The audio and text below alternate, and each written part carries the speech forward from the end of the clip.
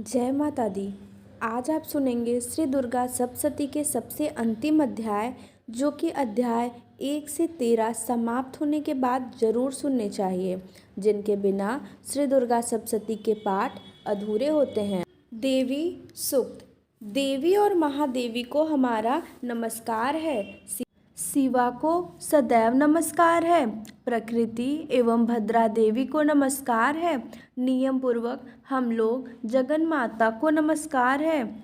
रुद्र स्वरूपा नित्या गौरी धात्री ज्योत्सना इंद्र रूपिणी और परमानंदमयी देवी को निरंतर नमस्कार है।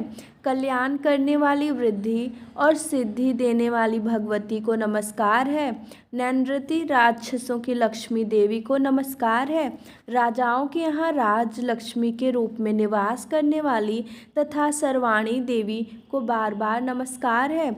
दुर्गा दुर्गपारा संसार सागर से पार करने वाली सारा सबकी सारभूता सर्वकारिणी ख्याति विख्यात रूपिणी कृष्णा और धूमा देवी को सदा नमस्कार है। जो अति सौम्य तथा रौद्र रूपा है, उस भगवती को नमस्कार है।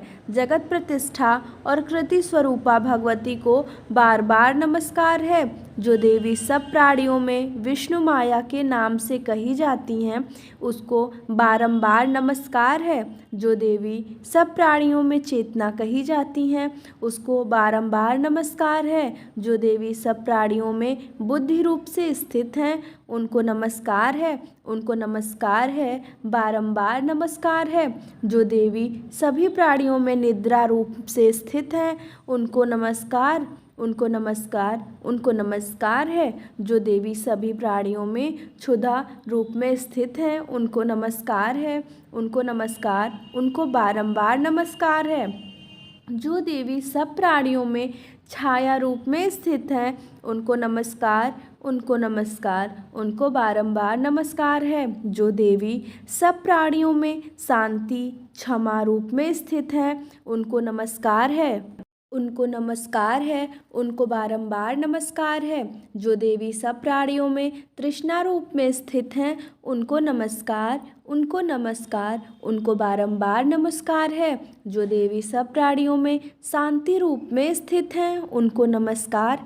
उनको नमस्कार। उनको बारंबार नमस्कार है। जो देवी सब प्राणियों में जाति रूप से स्थित हैं, उनको नमस्कार। उनको नमस्कार। उनको बारंबार नमस्कार है। जो देवी सब प्राणियों में लज्जा रूप में स्थित हैं, उनको नमस्कार। उनको नमस्कार। उनको बारंबार नमस्कार है। जो देवी सब प्राणियों में श्रद्धा रूप में स्थित हैं, उनको नमस्कार। उनको नमस्कार। उनको बारंबार नमस्कार है। जो देवी सब प्राणियों में कांति रूप में स्थित हैं, उनको नमस्कार। उनको नमस्कार। उनको बारंबार नमस्कार है। जो देवी सब प्राणियों में लक्ष्मी रूप में स्थित हैं, उनको नमस्कार। उनको नमस्कार। उनको बारंबार नमस्कार है। जो देवी सब प्राणियों में वृत्ति रूप में स्थित हैं, उनको नमस्कार। उनको नमस्कार। उनको बारंबार नमस्कार है। जो देवी सब प्राणियों में स्मृति रूप में स्थित हैं, उनको नमस्कार। उनको नमस्कार। उनको बारंबार नमस्कार है। जो देवी सब प्राणियों में दया रूप में स्थित हैं, उनको नमस्कार। उनको नमस्कार। उनको बारंबार नमस्कार है। जो देवी सब प्राणियों में तुष्टि रूप में स्थित हैं, उनको नमस्कार। उनको नमस्कार। उनको बारंबार नमस्कार है। जो देवी सब प्राणियों में माता रूप में स्थित हैं, उनको नमस्कार। उनको नमस्कार। उनको बारंबार नमस्कार है। जो देवी सब प्राणियों में भ्रांति रूप से स्थित हैं, उनको नमस्कार। उनको नमस्कार। उनको बारंबार नमस्कार है। जो देवी सब इंद्रियों की ओर संसार भर के प्राणियों की अधिष्ठात्री हैं तथा सब प्राणियों में निरंतर व्याप्त हैं, उनको बारंबार नमस्कार है। जो देवी संपूर्ण संसार में चैतन्य रूप से व्याप्त होकर स्थित हैं, उनको नमस्कार। उनको नमस्कार। उनको बारंबार नमस्कार है। पूर्व समय में अपने अभीष्ट फल को पाने के लिए सभी देवताओं ने जिनकी स्तुति की थी, देवेंद्र ने बहुत दिनों तक जिनकी सेवा की थी, वह सभी मंगलों की कारणभूता ईश्वरी हमारा कल्याण और मंगल करें तथा सभी आपत्तियों को नाश करें। प्रबल दैत्यों से कष्ट पाकर हम लोग जिनको प्रणाम करते हैं, जो भक्ति भाव से विनम्र पुरुषों द्वारा स्मरण करने पर तत्काल ही सभी आपत्तियों को नाश कर देती हैं, वे कल्याणकारिणी भगवती हमारी आपत्तियों को दूर करें। इस प्रकार से देवी सूक्त समाप्त होता है। आइए अब रसपान करते हैं प्राधानिक रहस्यम का। इस सप्तशती के तीनों रहस्यों के नारायण ऋषि, अनुसुप्त छंद और महाकाली, महालक्ष्मी एवं महासरस्वती देवता हैं। शास्त्र द्वारा प्रतिपादित उत्तम फल की प्राप्ति के लिए जप में इसका विनियोग होता है। राजा ने कहा, हे भगवान, आपने चंडिका देवी के अवतारों का वर्णन किया है, किंतु हे ब्राह्मण, अब उन अवतारों का मूलभूत मुख्य रूप से मुझे बतलाइए। और हे द्विज, देवी के जिस स्वरूप की आराधना जिस विधि से मुझे करनी चाहिए, वह स्वरूप और आराधना करने की विधि मुझ विनीत से विधि पूर्वक कहिए। ऋषि ने कहा, यह रहस्य परम गुप्त है, अर्थात किसी से कहने योग्य नहीं है। परंतु हे राजन, तुम भक्त हो, इसलिए ऐसा कोई विषय नहीं है जो तुमसे न कहूँ। सबकी आदि रूपा सत्व रज तम तीनों गुण वाली परमेश्वरी महालक्ष्मी है। वह लक्ष्य और अलक्ष्य स्वरूपा हैं तथा संपूर्ण जगत में व्याप्त हैं। हे राजन, वह हाथों में मालू, लिंग, गदा, खेट और पान पात्र तथा सिर पर नागलिंग और योनि धारण करती हैं। वह तपाए हुए स्वर्ण के समान कांति वाली, तपाए हुए सोने के सुंदर आभूषणों को धारण किए हुए देवी अपने तेज से संपूर्ण आकाश को परिपूर्ण करती हैं। उस परमेश्वरी ने संपूर्ण संसार को शून्य देखकर केवल तमोगुण से एक दूसरा श्रेष्ठ रूप धारण किया है। वह काजल के ढेर के समान कांति वाली, दाढ़ों से शोभायमान सुंदर मुख वाली, विशाल नेत्रों से शोभित तथा पतली कमर वाली स्त्री रूप है। ढाल, तलवार, प्याले और कटे हुए मस्तक से सुशोभित, चार भुजा वाली और वक्ष स्थल पर कबंध धर तथा मस्तक पर मुंडों की माला धारण किए हुए उस तामसी स्त्री ने महालक्ष्मी से कहा, हे माता, तुम मेरा नाम रखो और मुझे काम बताओ, मैं तुमको नमस्कार करती हूँ। महालक्ष्मी ने उस तामसी स्त्री से कहा, मैं तुम्हें नाम और कर्म बताती हूँ। महामाया, महाकाली, महामारी, क्षुधा, तृषा, निद्रा, तृष्णा, एकवीरा, कालरात्रि और दुर्त्यया, ये तुम्हारे नाम कर्मों के अनुसार हैं। इन नामों से तुम्हारे कर्मों को जानकर जो मनुष्य स्तुति करता है वह सुख पाता है। हे राजन, महालक्ष्मी ने उससे यह कहकर अति शुद्ध सतोमुखी चंद्रमा के समान कांति वाला दूसरा स्वरूप धारण किया। वही उत्तम श्री अक्षमाला, अंकुश, वीणा और पुस्तक धारण किए हुए थी। महालक्ष्मी ने उसके भी ये नाम रख दिए, महाविद्या, महावाणी, भारती, वाक, सरस्वती, आर्या, ब्राह्मी, कामधेनु, वेदगर्भा और धीश्वरी। उसके बाद महालक्ष्मी ने महाकाली और महासरस्वती से कहा, तुम दोनों देवी अपने स्वरूप के अनुसार स्त्री पुरुष का जोड़ा उत्पन्न करो।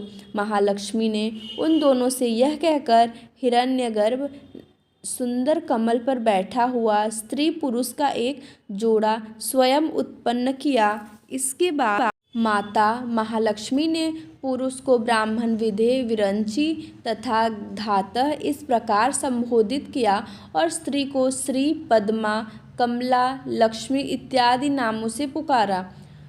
महाकाली और महासरस्वती ने भी स्त्री पुरुष के जोड़े उत्पन्न किए। हे राजन, उनके भी स्वरूप और नाम को कहता हूँ। महाकाली ने नीलकंठ, रक्तबाहु, श्वेतांग तथा चंद्रशेखर पुरुष और एक गौरी स्त्री को उत्पन्न किया। पुरुष के रुद्र, शंकर, स्थाणु, कपर्दी और त्रिलोचन तथा स्त्री के त्रयी, विद्या, कामधेनु, भाषा, अक्षरा और स्वरा नाम रखे। हे राजन, सरस्वती ने गौरी स्त्री और कृष्ण पुरुष को उत्पन्न किया। उन दोनों के नाम को भी कहता हूँ। पुरुष के विष्णु, कृष्ण, ऋषिकेश, वासुदेव और जनार्दन तथा स्त्री के उमा, गौरी, सती, चंडी, सुंदरी, सुभगा और शिवा नाम रखा है। इस प्रकार वे तीनों स्त्रियां शीघ्र ही पुरुषत्व को प्राप्त हो गई। उनके दिव्य दृष्टि वाले पुरुष ही देखते हैं, न कि दूसरे लोग। हे राजन, महालक्ष्मी ने त्रैविद्या रूपा सरस्वती को पत्नी के रूप से ब्रह्मा को समर्पित किया तथा वर देने वाली गौरी को शंकर एवं लक्ष्मी देवी को भगवान वासुदेव के लिए समर्पण किया। ब्रह्मा ने सरस्वती के साथ मिलकर ब्रह्मांड को उत्पन्न किया और वीर्यवान भगवान रुद्र ने गौरी के साथ मिलकर उसे भेदन किया। हे राजन, उस ब्रह्मांड से महत्वत्व आदि 23 तत्व एवं स्थावर जंगम रूप महाभूतात्मक संपूर्ण जगत उत्पन्न हुए। भगवान विष्णु ने लक्ष्मी के साथ उस जगत का पालन किया और महादेव ने गौरी के साथ उनका संहार किया। हे महाराज, महालक्ष्मी सर्वसत्वमयी ईश्वरी हैं। वह निराकार होते हुए भी साकार हैं, अतः उसके अनेक नाम हैं। वह अपने नामों से सिवा अन्य किसी प्रत्यक्षादि प्रमाण से नहीं जानी जा सकती। इस प्रकार से प्राधानिक रहस्यम समाप्त होता है। आइए रसपान करते हैं वैकृतिक रहस्यम का। ऋषि ने कहा, हे राजन, मैंने जिस तामसी, सात्विकी और राजसी त्रिगुणा देवी का वर्णन किया है वह सर्वा, चंडिका, दुर्गा, भद्रा और भगवती भी कहलाती हैं। तमोगुण वाली महाकाली विष्णु भगवान की योग निद्रा है, जिसकी स्तुति मधुकैटभ के नाश के लिए ब्रह्मा जी ने की थी। वह काजल के समान कांति वाली हैं। उसके 10 मुख, 10 भुजाएं, 10 पैर और 30 विशाल नेत्र हैं। हे राजन, उनके दांत और डाढ़ें चमकती हैं। यद्यपि उनका रूप भयंकर है, तथापि वे भक्तों को रूप, सौभाग्य, कांति एवं महती संपदा को देने वाली हैं। वह अपने हाथों में खड्ग, बाण, गदा, सूल, शंख, चक्र, भुसुंडी, परिघ, धनुष और रुधिर टपकता हुआ सिर धारण करती हैं। वह दुरत्या महाकाली विष्णु की माया है, जिसकी आराधना करने से चराचर जगत वश में हो जाता है, जो संपूर्ण देवताओं के शरीर से उत्पन्न हुई हैं। वह अतुल कांति वाली महिष मर्दिनी तथा 3 गुणों वाली साक्षात महालक्ष्मी है। उसका मुख, श्वेत भुजाएं, नीली स्तनमंडल, श्वेत कटी और चरण लाल एवं जांघें नीली हैं। वह उत्कट मद वाली, उनका जंघन विचित्र है और वह चित्र विचित्र माला, वस्त्र और आभूषणों को धारण करती हैं। वह विचित्र माला, वस्त्र और आभूषणों को धारण करती हैं। वह विचित्र लेपन करती हैं। वह रूप लावण्यवती और सौभाग्यवती हैं। यद्यपि उसकी भुजाएं असंख्य हैं, तथापि उसको 18 भुजा वाली मानकर पूजा करनी चाहिए।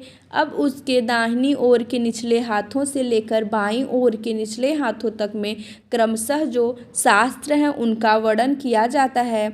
उसके हाथों में अक्षमाला, कमल, बाण, तलवार, वज्र, गदा, चक्र, त्रिशूल, फरसा, शंख, घंटा, फांसी, शक्ति, दंड, ढाल, धनुष, पान पात्र और कमंडलू शोभित हैं। वह कमल पर बैठी हैं। हे राजन, जो मनुष्य इस सर्व देवमयी ईश्वरी महालक्ष्मी की पूजा करता है वह सब मनुष्यों और देवताओं का स्वामी होता है।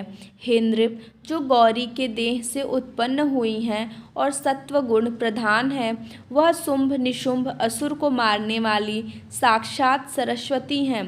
सरस्वती के 8 भुजाएं हैं और वह बाढ़, मूसल, शूल, चक्र, शंख, घंटा, हल तथा धनुष को धारण करती हैं, जो निशुंभ का मर्दन और शुंभासुर का संहार करने वाली सरस्वती हैं। वह भक्तिपूर्वक पूजित होने पर सर्वज्ञता प्रदान करती हैं। हे राजन, मैंने मूर्तियों के इन स्वरूपों को तुमसे कहा। अब जगन माताओं की अलग अलग उपासना सुनो। जब महालक्ष्मी का पूजन करें तब दाहिनी ओर और बाईं ओर क्रम से महाकाली और महासरस्वती का पूजन करना चाहिए और पृष्ठभाग में तीनों युगल देवताओं की पूजा करनी चाहिए। मध्य में सरस्वती के साथ ब्रह्मा का, दक्षिण में गौरी के साथ रुद्र का और उत्तर में लक्ष्मी के साथ ऋषिकेश का पूजन करें और इनके सामने आगे कही हुई 3 देवियों का पूजन करें। मध्य में अर्थात महालक्ष्मी के सामने अष्टादश भुजी लक्ष्मी का और उनके वाम भाग में अर्थात महाकाली के सामने 10 मुखी महाकाली का और दक्षिण भाग में महासरस्वती का सप्रेम पूजन करें। इस प्रकार महालक्ष्मी का पूजन करना चाहिए। हे राजन, यदि केवल अष्टादश भुजा का अथवा 10 मुखी का अथवा अष्टभुजा का पूजन करना हो तो संपूर्ण अरिष्ट शांति के लिए दक्षिण और उत्तर की ओर काल और मृत्यु का पूजन करें। जब भुजा वाली शुंभासुर मर्दिनी का पूजन करना हो तो उसकी 9 शक्तियाँ का तथा रुद्र और गणेश का भी पूजन करें। नमो दैव्य इस स्रोत से महालक्ष्मी की स्तुति करें। देवी के तीनों अवतारों के पूजन के समय उनके चरित्रों में जो स्रोत और मंत्र आए हैं उन्हीं का उपयोग करना चाहिए। यह अष्टादश भुजा वाली देवी पूजनीय है। यही महिषासुर मर्दिनी महालक्ष्मी, महाकाली और महासरस्वती हैं। यही पुण्य पापों की ईश्वरी और संपूर्ण लोकों की माहेश्वरी हैं। जो पुरुष महिषासुर मर्दिनी का पूजन करता है वह संसार का स्वामी होता है। तीनों लोकों को धारण करने वाली तथा भक्तों पर दया करने वाली चंडिका का आभूषण गंध पुष्प धूप दीप नैवेद्य और अनेक प्रकार के भक्ष्य पदार्थों से पूजन करना चाहिए। हे राजन, रुधिर मिले हुए मांस की बलि से तथा मंदिरा से भी पूजा करनी चाहिए, किंतु मांस बलि आदि से देवी का पूजन ब्राह्मण को छोड़कर बताया गया है। हे राजन, ब्राह्मण के लिए कहीं भी मांस और मद्य से पूजा का विधान नहीं है। प्रणाम आचमनीय चंदन, सुगंध, कपूर और तांबुल से भक्तिपूर्वक पूजन करना चाहिए। देवी के आगे वाम भाग में कटे हुए सिर वाले ईश्वरी द्वारा मोक्ष को प्राप्त हुए महासुर महिष का पूजन करें। दक्षिण की ओर अग्रभाग में समग्र धर्म रूप ईश्वर एवं चराचर को धारण करने वाली देवी के वाहन सिंह की पूजा करें और बुद्धिमान पुरुष एकाग्रचित होकर हाथ जोड़कर इन चरित्रों की स्तुति करें।